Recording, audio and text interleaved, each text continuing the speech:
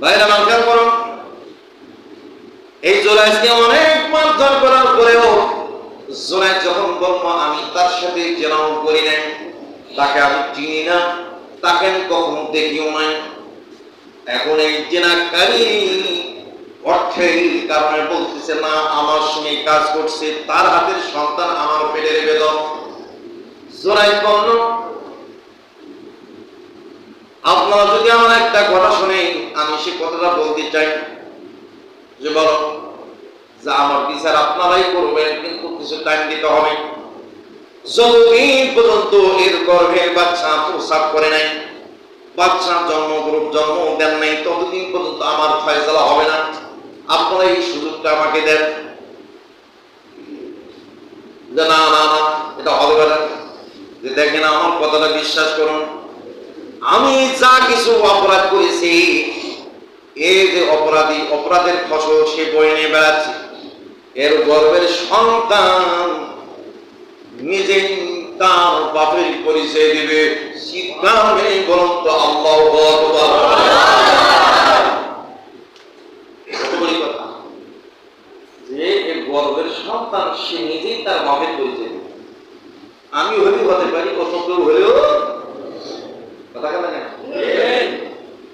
বাস সব হচ্ছে। আসলে জোরাইজ তো খুব ভালো ছিল, সে আল্লাহর সান্নিধ্যে আল্লাহর ইবাদত বন্দেগীর মধ্যে সে পড়ে থেকে জন্মলে একটা ছোট্ট কুঠির মাটির ঘরে।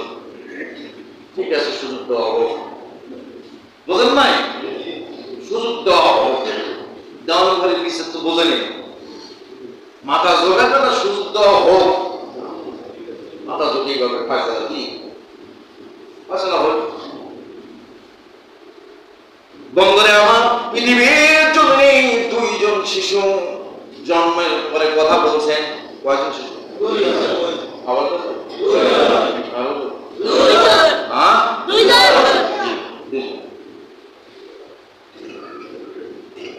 পৃথিবীর জন্যে দুইজন শিশু কথা বলছেন। এক নম্বর হলো ঈসা আলাইহিস সালাম।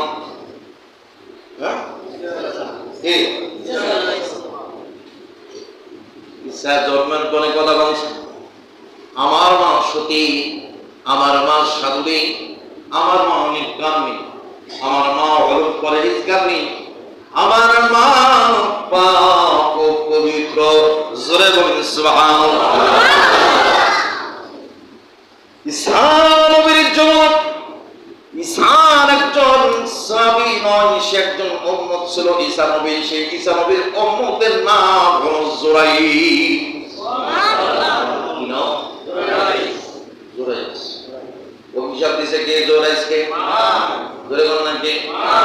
মা অভিশাপ দিল, আমাকে তুমি সম্মান দিলে না, তোমার সম্মান হানি করবে আল্লাহ। ওই দিন তোমার ইবাদত কেমনি তুমি করবা দেখে নিও।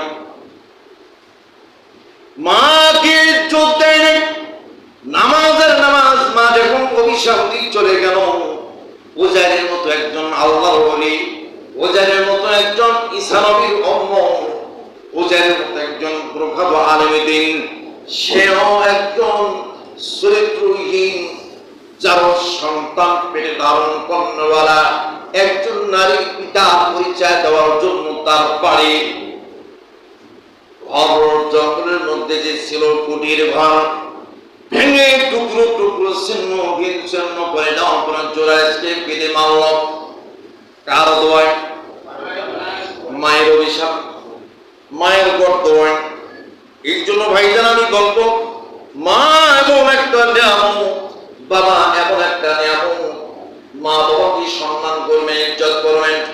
মা বাবা যদি একবার হাত তুলে দোয়া করে, আল্লাহ রাব্বুল আলামিন আপনার তকদির খুলে দিতে পারেন। জোরে বলুন সুবহানাল্লাহ।